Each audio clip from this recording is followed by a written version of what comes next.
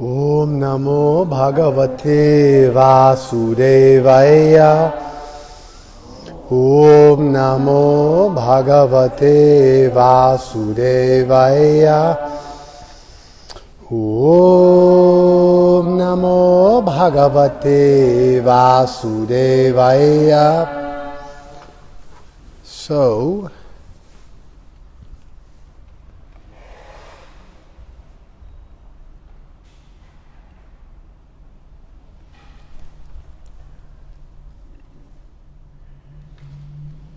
just give me a second.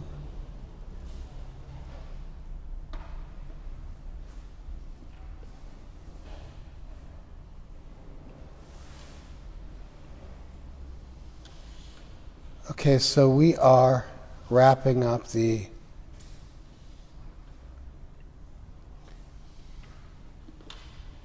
We are wrapping up the 13th chapter. And thus far we've answered 4 of 6 questions, or rather Krishna has. So 6 questions that were asked are, what is Kshetra, the field? And the answer to the philosophical question, what is the field? In this instance, the field is the body. Alberto, do me a favor, close that door for me. Thank you. The field is the body. And then the Kshetragya, or the knower of the field, is the individual soul, in other words, you and me, who know our body. And then Jnanam, knowledge, is the understanding of the difference between the body and the soul. So if you know Kshetra and Kshetragya, if you know the body and the conscious indwelling person, that's called knowledge. Another definition of knowledge is the kind of lifestyle that leads to one acquiring knowledge. Like somebody might say, what does sobriety look like? And that's a valuable question to ask. What does sobriety look like? And you could describe, well, sobriety, you live life on its own terms, and you don't engage in negative coping mechanisms to numb yourself out to the reality of life and the ups and downs that naturally go along with life. And there's a sharpness, and there's a clarity that goes along with sobriety. It's a raw, unfiltered, uninebriated state of existence. You could describe sobriety in any number of a variety of ways. However, when you discuss sobriety with people, oftentimes we will discuss the kind of behavior and lifestyle that will lead you to being sober. That, in many ways, is more valuable.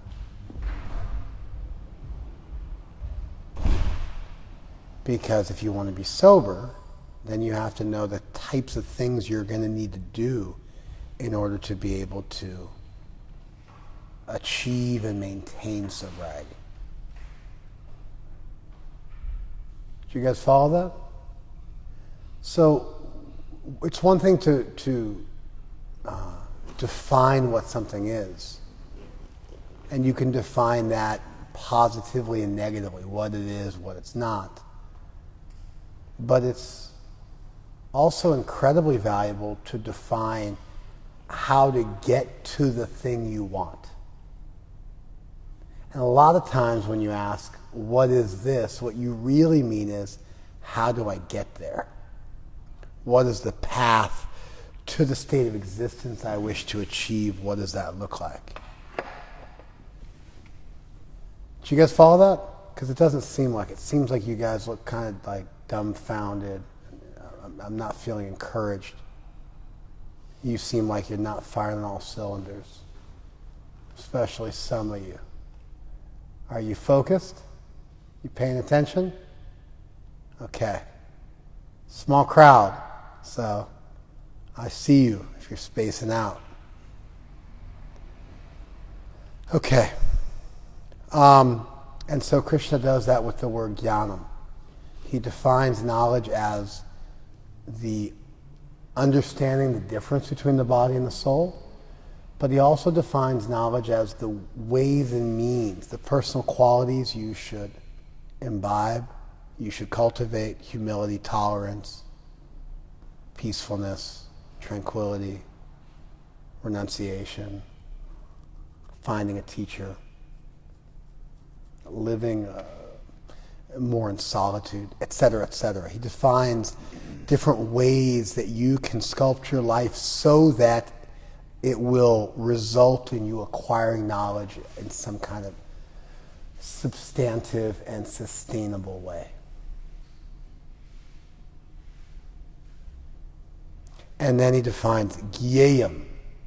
Jnayam is that which is to be known, the knowable. But if we want to describe it in a way that really helps you to understand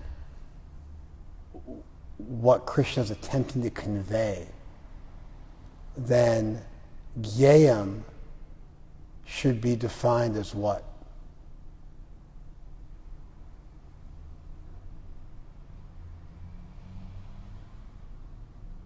What God is not. No, I don't know where you got that from. That kind of has nothing to do with the answer. It's okay. I mean, I know where you got it from, because we talked about apophatic theology and being-negative theology and Brahman being described by way of negation in various other classes, but that wasn't it at all. Yeah. How to understand the difference between the body and the soul? No, that was what I just described knowledge was. They said jnanam. Jnanam, jnayam. Two different words. Jnanam, jnayam. Say them with me. Jnanam, jnayam. They're two different words, right? Huh? How to understand what's worth knowing? Yeah. Yeah, I mean, you said it so poorly there that now I'm like, even you got the right answer, it doesn't count, because you said it like you were just guessing randomly. Like you had so you get no credit for it. It sucks. If you just said it with some gusto and a bit of moxie and a bit of confidence, I would have been like, hey. But instead, you lost points as you just happened upon it accidentally. I've probably said this to you guys half a dozen times. There's a branch of philosophy called axiology, which is the study of what has value. It's a combination of aesthetics, what is beautiful, and ethics, what is good. That department of philosophy, axiology, is really the study of value. What has value? In other words, what's worth pursuing, what's worth cultivating, what is the highest thing you can dedicate your life to? Inevitably, philosophical conversations go in this direction. What is the highest thing one can devote their life to? What is the most valuable thing? What is worth pursuing? That's how the term jnayam is used in this section of the Gita. And also in Sanskrit literature in general. What is knowable, meaning what could be known. That's what is knowable almost means what is within the realm of what it is possible to know. But it also means what's the highest limit of what can be known. What is the greatest thing that can be known. Not just what is knowable, I just define everything that's knowable, whether it's trivial or valuable, irrespective of how it's weighted. Just what is what is knowable. That's not the way the term is used. The term is used rather to indicate what is the highest limit that one can achieve in terms of what one is able to dedicate oneself to, devote oneself to.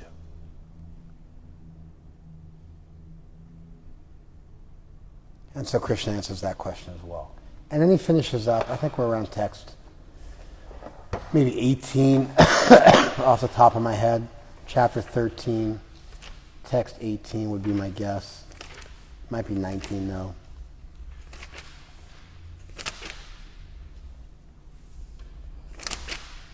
Yeah, it's 19. Iti kshetram tata jnanam. So thus kshetra and jnana gyayam cha uktam samasataha. Thus it has been said what is kshetra, jnanam, and gyayam in summary. It's been described, it's been summarized. So 3 of the 4 terms. He doesn't mention kshetra gya because it's just you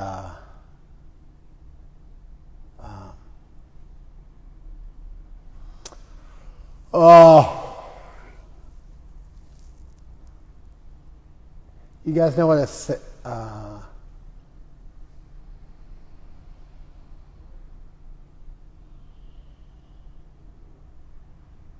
you guys know what a synecdoche is?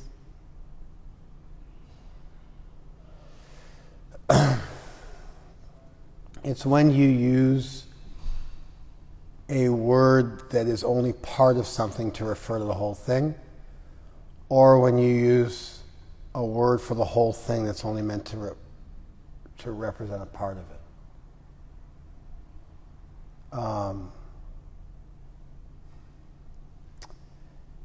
If you say shirts are going to play skins, do you know that term? Shirts are going to play skins. Doesn't really work if there's women on the team.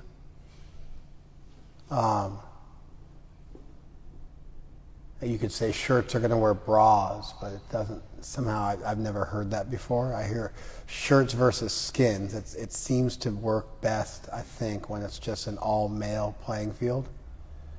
But you want to divide up the playing field between 2 teams, and so you just have one of your teams remove their shirt, and they play bare-chested, and the other team wears shirts, and that way you can easily differentiate between the 2 teams. You follow? Or they might say, let's put some boots on the ground, which means let's get some military personnel on the ground. But the boots are just one part of the uniform. What to speak of, they aren't the person. Shirts and skins are only one part of your attire. But somehow or other, we use these terms as an easy way to refer to groups of people. Sometimes you might call a businessman a suit, even though obviously a business person is more than just a suit. And a soldier is more than just boots. And the players on the two sides of the team are more than just shirts and skins. You follow? And then sometimes you'll say LA won. But you don't mean LA won, you mean the baseball team from Los Angeles won. But you won't say the LA Dodgers won. You'll just say LA won. And everybody knows what you're talking about. You follow?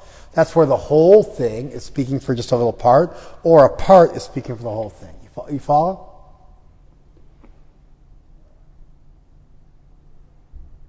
No, that's a synecdoche. So something similar is down here. I don't know why I got into this, but anyway. Krishna says here, Kshetra, Jnanam, and Gyayam.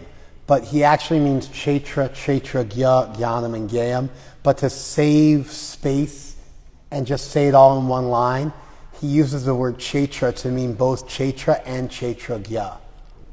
And it's understood that you'll know that he's referring to all 4 things, even though he only mentions 3 of them. Because he wants to save space. He only wants to say one line for the whole thing. And so because Kshetra and Kshetra Gya share a word, he drops the last one, and he used to say it all as one word.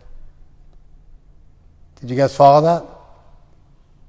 And you're just supposed to be smart enough to pick it up and to know what's being said.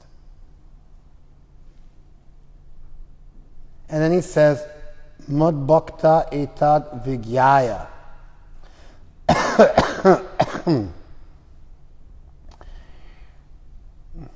Knowing this, my devotees, mad bhava upapadyate, my devotees, mad bhakta, my devotees, mad bhava upapadyate, they approach my bhav, which is kind of it's a bit of an untranslatable. They approach my bhav. You say, like if you listen to like low-level yogis who go to Bhakti Fest, they'll say, feel the bhav, which I guess means feel the trance-like state of devotion. And that is one meaning of the word bhav in Sanskrit. And so it's not bad, but it's only one meaning. Bhav comes from bhu. Bhu is the Sanskrit verbal root for to be. So bhav means beingness or state of existence or state of realization or state of consciousness or fundamental state of being, fundamental, basic realization. Those would all be different ways in which the word bhav gets used in various contexts in Sanskrit. So madbhava, upapadyate, they approach my level of consciousness. Who does? My devotees. Knowing these items, my devotees are able to approach my level of consciousness. Problem is, you say that and you start to wonder how close can you get to Krishna's level of consciousness. And it starts to make the distinction between the soul and God permeable, and you start to think maybe you can become Krishna. Do you guys follow that? And the verse by itself doesn't tell you. The verse by itself doesn't tell you, you awake or asleep? You are? You sure? All right. If you're sleeping, it's okay, because you came so far down. I'd say stand up, and you can stand. All right. I always wonder, when somebody closes their eyes, they hang their head down, and I start to see them doing this. I don't know. Sometimes I think they might be falling asleep.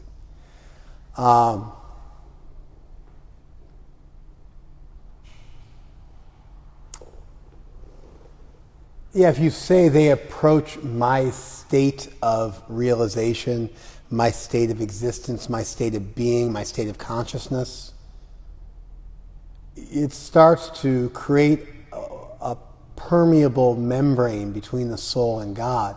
And you start to wonder, just how much can I become like Krishna? Can I become a Krishna? The famous story, I doubt it's true, but famous story when I joined was somebody came around the temple and they saw the silver plate filled with different items on it that was being taken to the altar. And they said, what's that? And they said, oh, that's the deity's plate.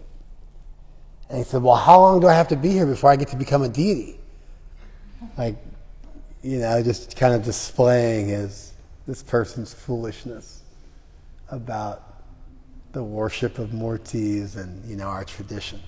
And so this madbhava upapadyate, that they approach or they move towards or they step towards or they attain my level of existence, it lends itself to at least wondering, how close can you get to Krishna's level of existence? And if you have achieved that, are you on par with God?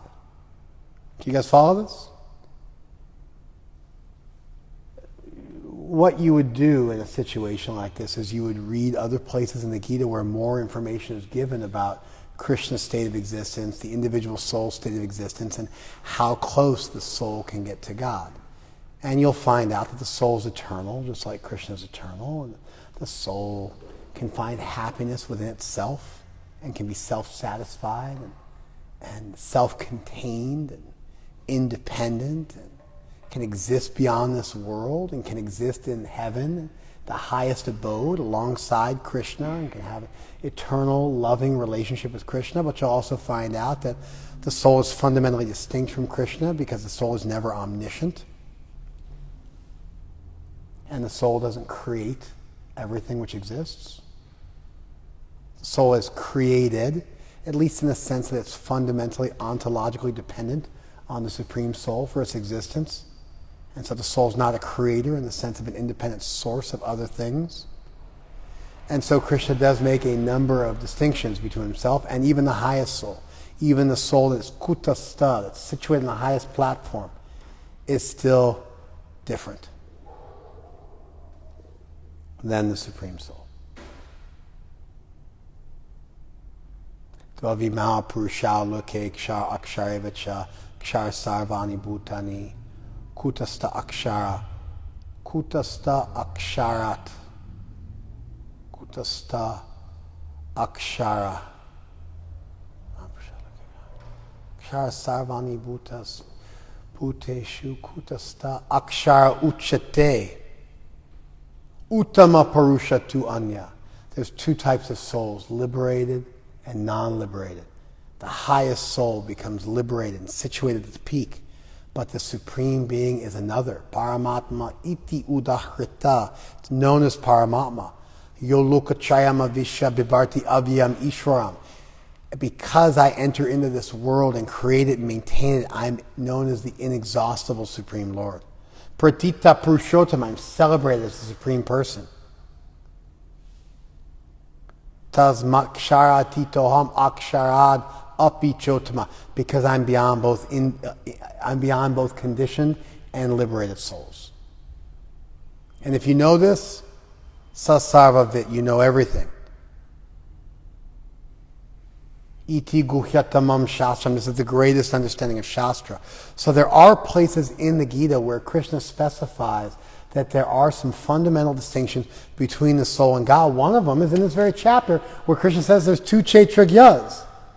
One of them knows everything and the other one doesn't know everything. Krishna is the Kshetragya, knows everything, and we're the Kshetragya that doesn't. And so although we may talk of going back to heaven and living in the same abode as the Supreme and living next to God and sharing in the spoils of divine life and whatever other poetic language you want to come up with, that doesn't necessarily mean that there's an ontological, absolute equivalence between the soul and God at any stage. In fact, you'd never find such a thing described in the Gita. There's always a hard line of demarcation between the soul and God, and therefore we are personalists and we're monotheists, and our belief in the individuality of the soul and God, and therefore the potential of a loving relationship is it's straightforwardly presented in the Gita. And sometimes you'll get a verse like this that doesn't bother to flesh out and answer that exact question fully and completely, and just kind of runs with it. In the same way that Krishna says here, I've described Kshetra, Jnanam, and Gyayam, and leaves it to you to not be an idiot, and to know Kshetra means Kshetra and Kshetragya, and Krishna just assumes a certain level of intelligence on the part of his readers, because we're 13 chapters in. Similarly, Krishna can't bother repeating the A, B's, and C's of spiritual life every single time he teaches, otherwise he wouldn't get anywhere. And so sometimes he says something, and then a dishonest person or an ignorant person might have a doubt about the meaning of a verse if they read it out of context. And I gave an example of what troubleshooting that might look like.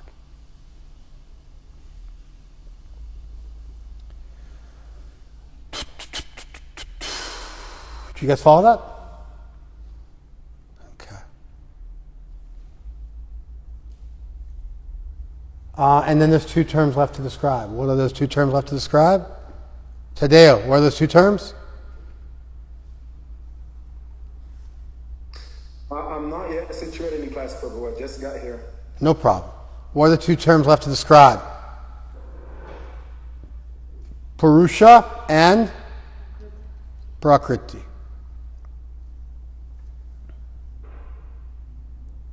Purusha, Prakrti. 2 terms left. And that's what the rest of the chapter will describe. And so at the end of the chapter, Krishna will have answered all 6 of Arjuna's questions from the beginning of the chapter. Whoever's chanting japa should mute themselves. It's okay if you want to chant japa. You can also bail in class and just chant japa. That's cool too. But, yeah. And if that's Gopal Chandra, do not bail on class. You go ahead and chant. No problem. Do your thing. It's all good. Fall asleep during my class. I don't care. Happy to have you. And if you want to be treated nicely like I treat Gopal Chandra, you know all you need to do? Get cancer. And be 3 hours ahead in your time zone and on chemotherapy, and you'll find I am super nice and easygoing and super chill. Rest of you knuckleheads that don't have cancer and aren't on chemo and aren't 3 hours ahead, then look alive and bring your A game.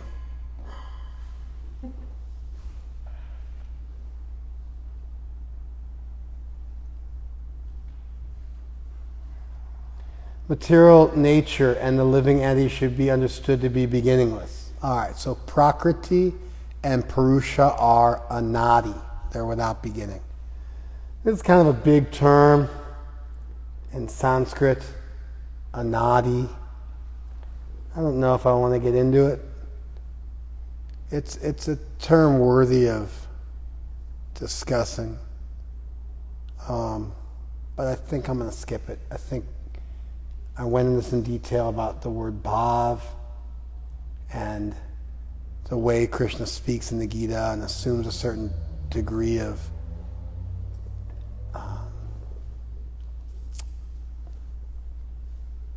learnedness on the part of his audience at this point in the text.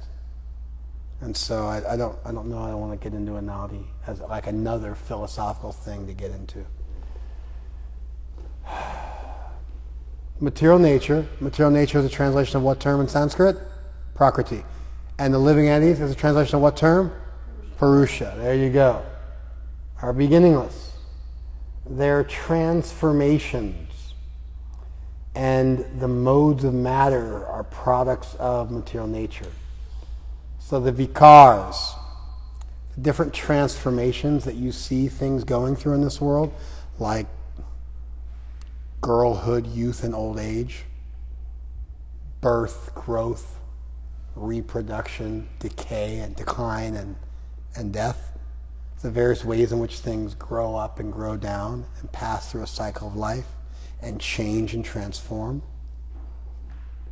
Even the evolution of species and the different changes within a species and the variety that you find within this world, along with the gunas, the qualities that things have.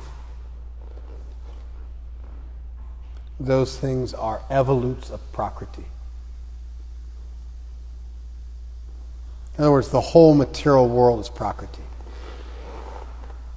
Purusha, conscious selves, consciousness, is distinct. Normally in Western thought, we think we are our minds.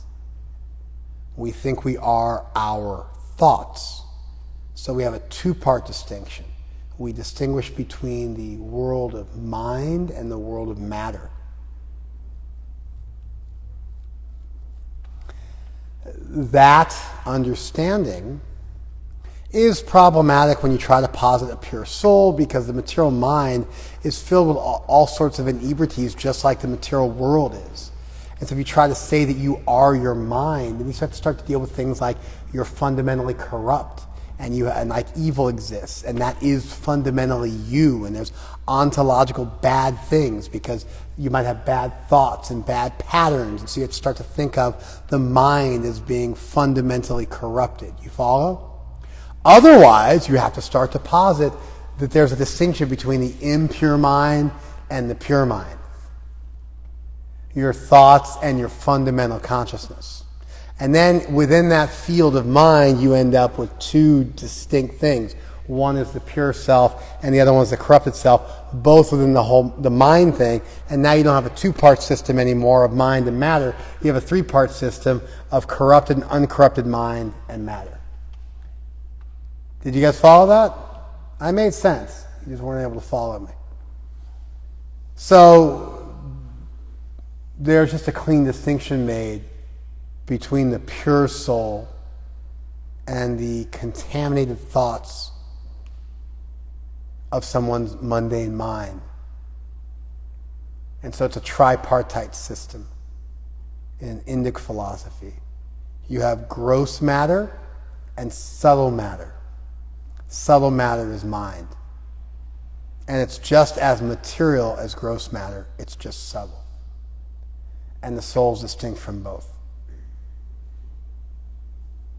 That's what's made by this statement of Vikarams chagunam chaiva vidhi prakriti sambhavan.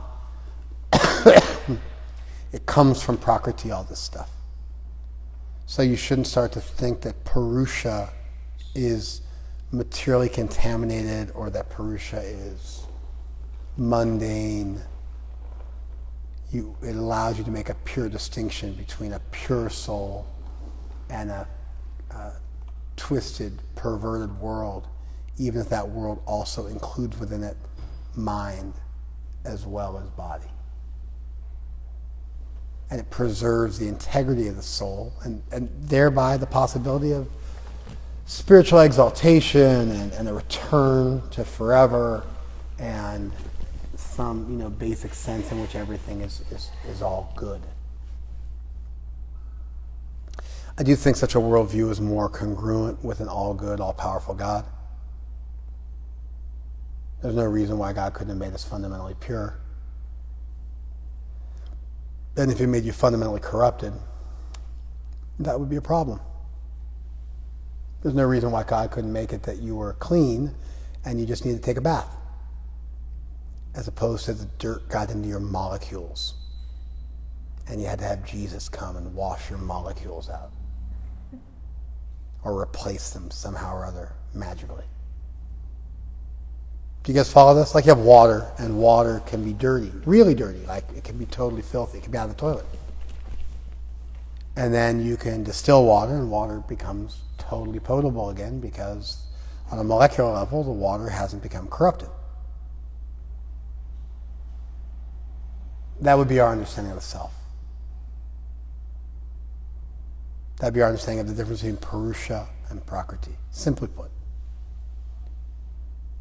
The other way of understanding it is that on a molecular level, like there's an inherent spiritual, immortal sin that attaches itself to the soul proper. Now you still have to get rid of it so you can go to heaven. So then usually the way you get rid of it for the 5 billion people who have that worldview is you have some vicarious atonement that takes place through the magic of Jesus, and then all of a sudden you get new molecules that aren't corrupted. Did you follow that? I think that's less workable with an all-good, all-powerful deity. I've described my reasons for thinking that many times. Yeah, Carlos. 1516 is not like the lotus. I believe that's 5:9. But yeah, sure, the lotus is in the water but not wet. That's good. And the verses I was quoting were 15:16 through 18:19. 15:16 through 19 were the verse I was quoting earlier. Okay. Let's keep going. Nature is said to be the cause of all material causes and effects. Okay? Whereas a living entity is the cause of the various sufferings and enjoyments in the world.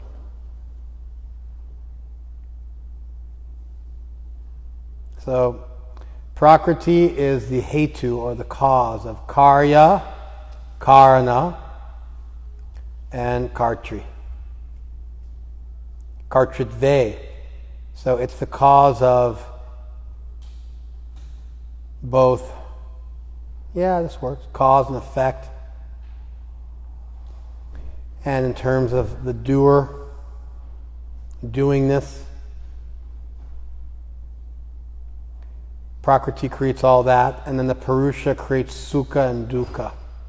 Bhoktritve, the enjoying of sukha and dukkha. So, in other words, the material world is managed by Prakrti, and the soul then enjoys or suffers in the material world that is created by Prakrti. Like a virtual reality game is created by a computer, and then you play that game and enjoy or suffer within it.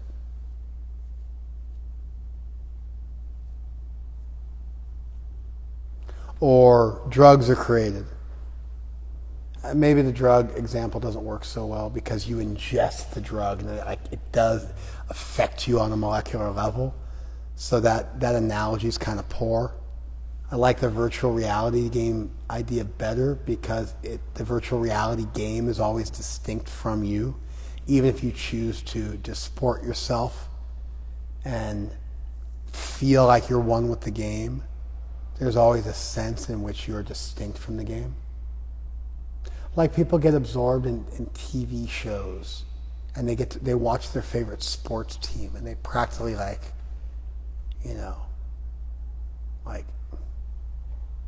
explode when their soccer team wins. Or we don't really have the same level of devotion towards soccer. We split it up, so it's like there's a number of sports, and then if you look at the devotion of people in the U.S. towards hockey and football and baseball and basketball, maybe the closest equivalent, and mixed martial arts and boxing, you add it all up together, it's kind of the way the rest of the world feels about soccer. And so, which they appropriately call football. We call our sport football, but it's not. You're allowed to touch the ball with your hands. It's not exclusively played with your feet. In fact, you mostly are touching the ball with your hands. Only very occasionally are you using your feet to convey the ball. So it's really not football. It's a lie.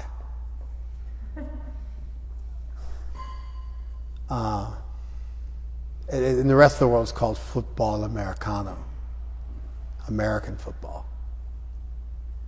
But football, in most of the romantic languages refers to soccer. The romance languages, excuse me. They're also quite romantic, but they're called romance languages because they come from Roma, like Romania, Rome, that area. That's where it comes from.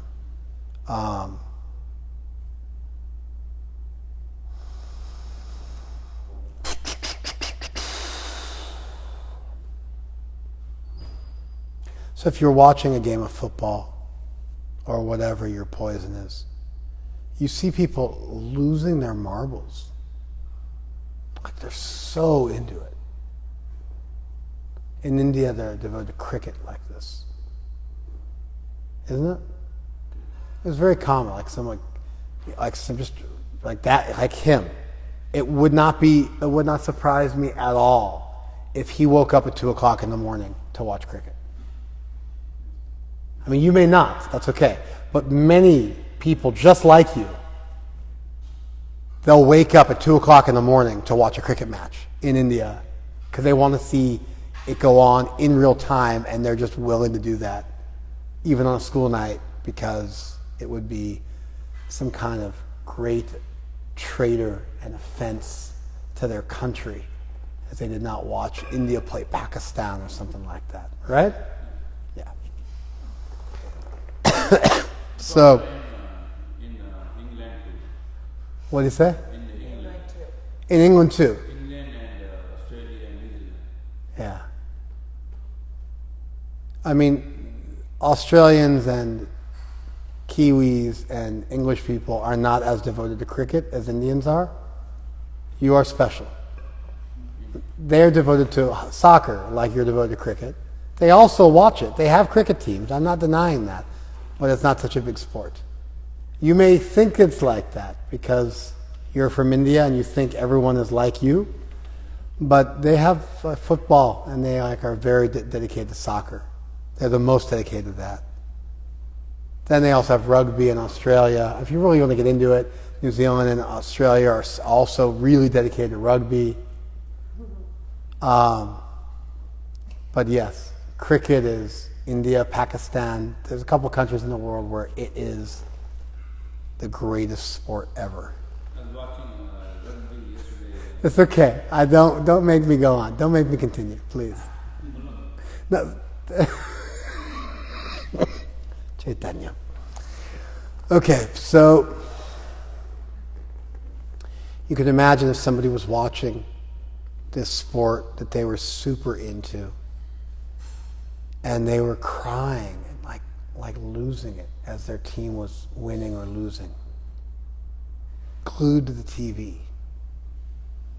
Like they didn't want to get up to urinate. They just sat there, transfixed. Their whole life revolved around just being glued to that TV and watching what was happening. And if their team wins, they're just elated. If their team loses, they're just devastated. But they're not actually their team. Nothing happened to them. The entire thing is vicarious. The entire experience of being tethered to the TV and to that team of people is in your mind. There's no actual sense that you're fundamentally connected to those people. They may not even know you exist.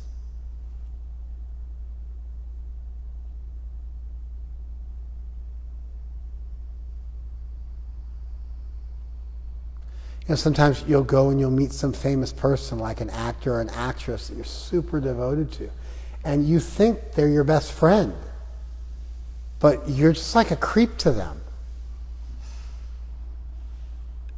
You know, like you're just a stranger walking up to them on the street. You're like, hey, I have you tattooed on my arm. And they're just like, okay.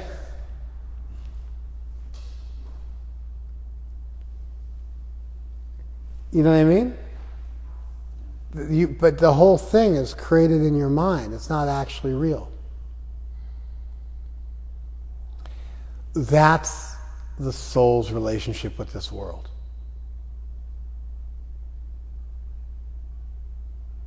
We've become enmeshed with, not fundamentally, but just in our own minds, we've become enmeshed with something that isn't actually us. Remember how I said before, I don't like drugs because there's a sense in which they do actually become you?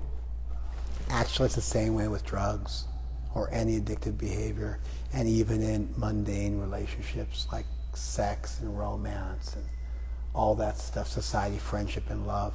It's actually the same thing. It just takes longer to explain it and to fathom that these things have nothing to do with you.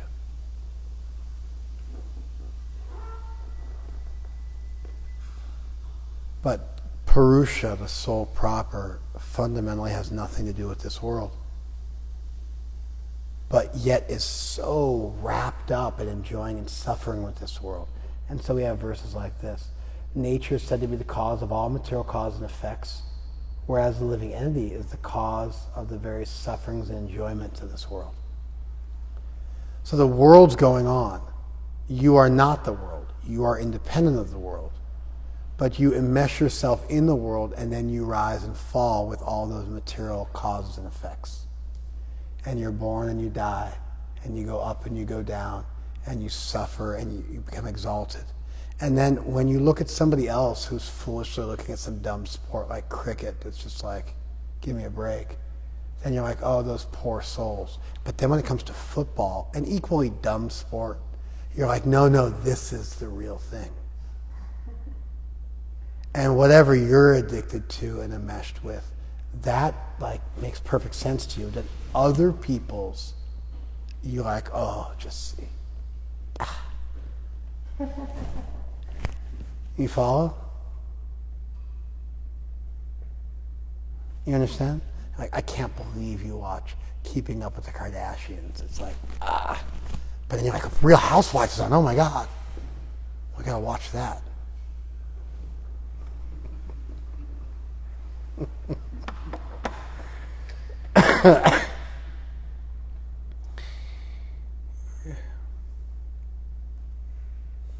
It's really healthy when you look at somebody else's issues if you compare them to the issues that you struggle with in your own life. That's a lot easier to understand somebody else's struggles and be respectful of them and empathetic towards them. Does that make sense? You should, if you've been addicted to one drug, be able to counsel people who've been addicted to any drug or who struggle with any type of addiction, because you've taken the trouble to understand addiction and what it consists of and how it consists of turning away from life and numbing yourself because you're afraid, incapable of dealing with life on its own terms. And if you yourself have learned to deal with life on its own terms, then you should be able to counsel anybody who's struggling to do so with any addiction, because you understand the essence of addiction, the essence of avoidance, the essence of coping mechanisms.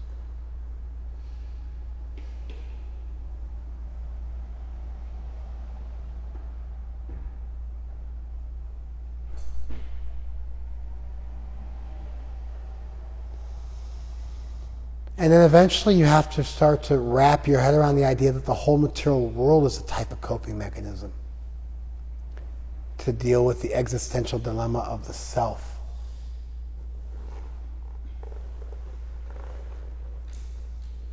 And that's spiritual life.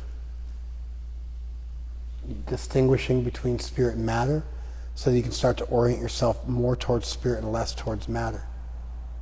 Now, I think it's obvious that body and soul, as Soza pointed out a couple weeks ago, body and soul are an instance of Purusha and Prakrti.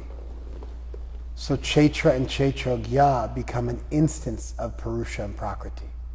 Purusha and Prakrti are the larger categories. And then your specific experience of Purusha and Prakrti will be your body and yourself. You follow? And there's value in looking at the macro as well as the micro. There's value in looking at them. There's also value in the fact that these different types of terminologies are used.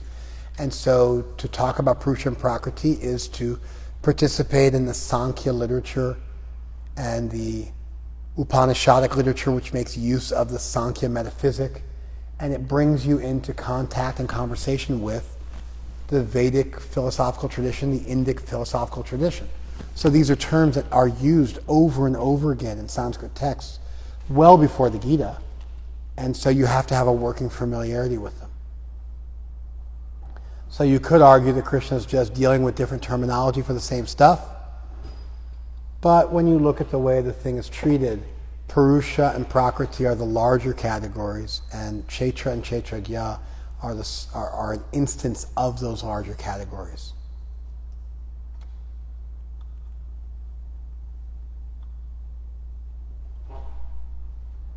Did you guys follow that?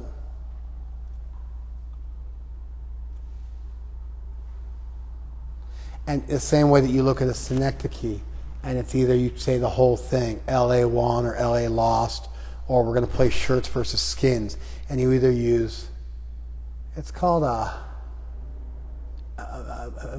metonym. You describe something by describing something which it has a lot of qualities in common with it. I thought the synecdoches are part of a larger feature of human speech, figures of speech called metonyms.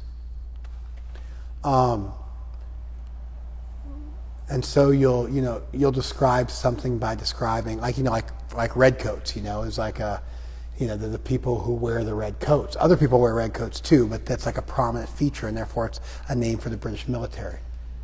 And so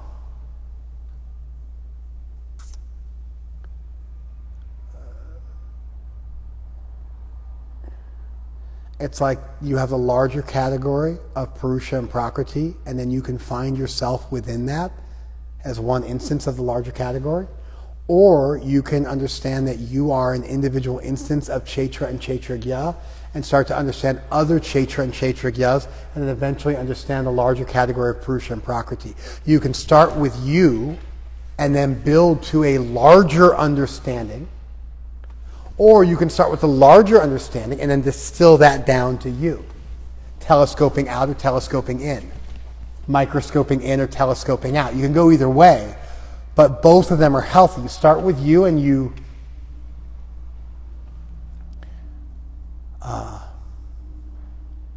analogize and abstract and extrapolate from your own experience to understanding other people, to understanding that this is the way the whole world goes around. By understanding your own addiction, you can then understand everything about addiction. Or you can understand the principles of addiction, the largest category, that's Purusha and Prakrti in this instance, and then you can distill that down and understand what's going on with you.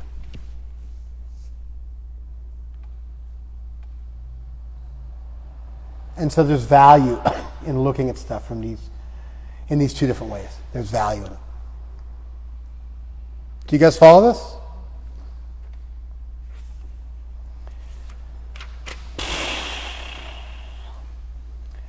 The living entity in material nature thus follows the ways of life, enjoying the three modes of nature. I only get into the three modes of nature. Anadi is an interesting Sanskrit concept. The gunas are worth discussing here as well. The gunas are the ways in which Prakrti starts to evolve into various things and then, becomes the manifest world. It's like a primary color palette of yellow, red, and blue, or it's like, some basic schema that's then used to paint all of reality. And so if you understand the three things, you understand everything. It's a way of distilling down material nature with all its various shapes and sizes and flavors and species and colors and varieties into something really simple that you can understand.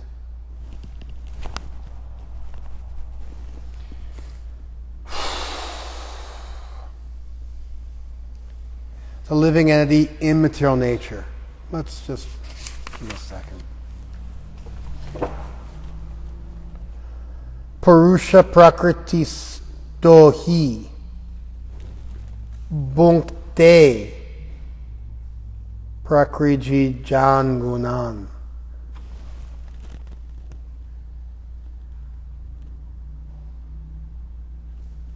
So, Purusha, the person, Prakriti sta, situated in Prakriti.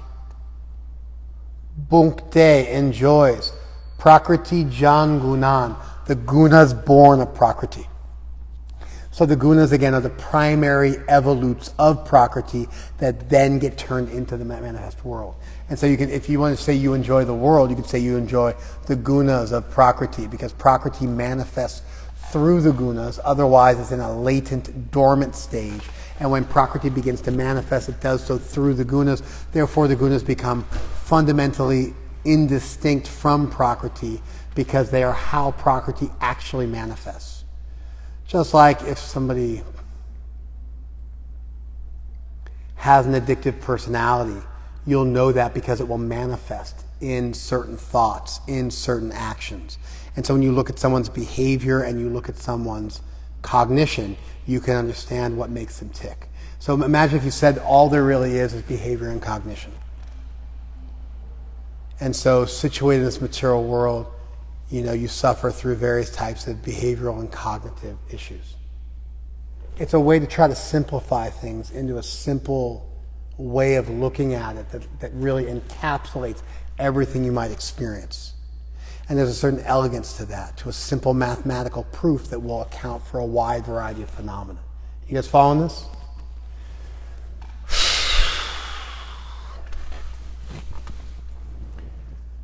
Karna guna sango asya sat asat yoni jammasu. And so the soul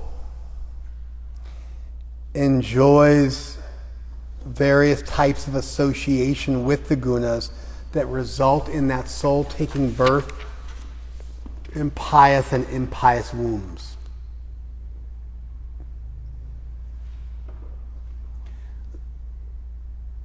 This is due to his association with the material nature, and thus he meets with good and evil among various species. You're born into different situations based on your association with the gunas. That's your choice to associate with the gunas. You don't have to. You don't ultimately have anything to do with this world. You can be in this world but not of it, like the lotus, which is in the water but totally dry, in the mud but totally clean.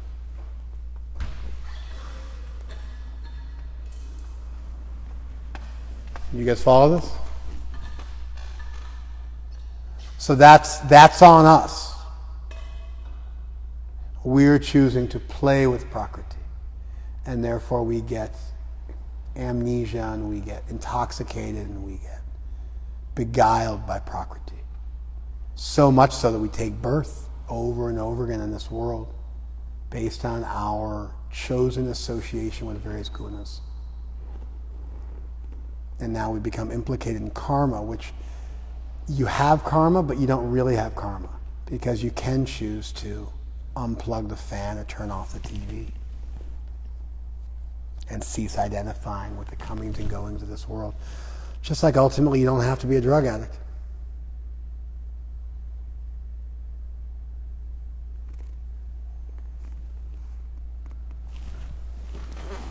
Yet in this body there's another, a transcendental enjoyer, who's the Lord, the Supreme Proprietor, who exists as the overseer and permitter, and who is known as the Supersoul.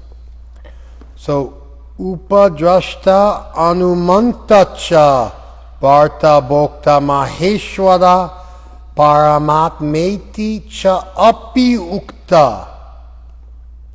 But it is said, Dehe Asmin, that in this body, Purusha Para, there is a supreme Purusha. Api, but it's also said that in this body there's a supreme Purusha, who is Upadrashta, he's the overseer, Anumanta, he's the permitter, Bharta, Bhokta, Maheshwara, he's the great Lord, he's the real enjoyer, he's the real maintainer. Paramatma iti, he's known as Paramatma. And so this again is an introduction of God into the equation as a special type of Purusha. Uttama Purusha tu Anya. But the Supreme Being is different. The classic example given in the Upanishads is that there are two birds sitting in a tree. Two green birds sitting in a green tree. You can't even tell where the birds start and where the tree finishes. One bird is eating the fruits, and the other bird is just witnessing his friend eat the fruits. There is you in this world, and there is God in your heart right alongside you, permitting you to exercise your free will, facilitating your sojourn. But Krishna always remains transcendental and sits next to you as a friend while you go through what you need to go through and dip your beak into this material world and eat the various fruits of life and get good and bad reactions, and Krishna just stays there passively, allowing you free will and not meddling in your affairs, but always being there to be a friend for you in the form of conscience, in the form of conscience, in the form of good instruction, sacred texts, devotees, etc., without getting in the way of or bending your free will to his. And so you see, it's like there's two Kshetriyas, two knowers. One is you know your body, but Krishna knows all bodies. There's two Purushas. There's you, the Purusha, And then there's this other Purusha, Purusha Para, the supreme Purusha, who's an Upadrashta, Anumanta. He's Bharta, he's Bhokta, he's Maheshwara. He's also in this body. But he is independent and he's not suffering along with you because he's the Paramatma, the supreme soul. Not the Atma, the soul, but the Paramatma. Not the Purusha, but the Purusha Para. And he's the Upadrashta. He's the overseer of the whole thing. But he's not implicated the way you are in enjoying the good and bad fruits. And so you see here, we got to explain how the soul is like God, how the soul can approach God's level of existence, how we are fundamentally transcendental, how we don't have anything to do with this world. And therefore it's important to talk about how we are like God, how we are divine. But if you go too far with that, you end up with an absolute equivalence, which doesn't work. And so then we also have to dial that back and start to explain how we're different from Krishna. And so you see, Krishna never strays too far from this. He always walks this tightrope by explaining how we're the same and how we're different, how we're similar and how we're different, back and forth, to really give you a good, healthy theology. One who understands the philosophy concerning material nature, the living entity, and the interactions of the modes of nature is sure to attain liberation. He will not take birth here again, regardless of his present position. Remember when they said knowledge is to know the difference between the soul and the body? So now it's that you need to understand Purusha and Prakrti and the gunas. How you're transcendental, but how you got enmeshed in this world, and thereby how to get out of this world. Just like when you want to talk about sobriety, you need to talk about how to be sober. That's almost the primary conversation. And so by understanding and thinking about and meditating on and living in accordance with these ideas, you then don't take birth again. You become transcendental. You're able to start to extricate yourself through the course of life. And you can live in this world but not be of it. And that's the last two. That's Purusha and Prakrti. Thank you very much for joining us on IGTV.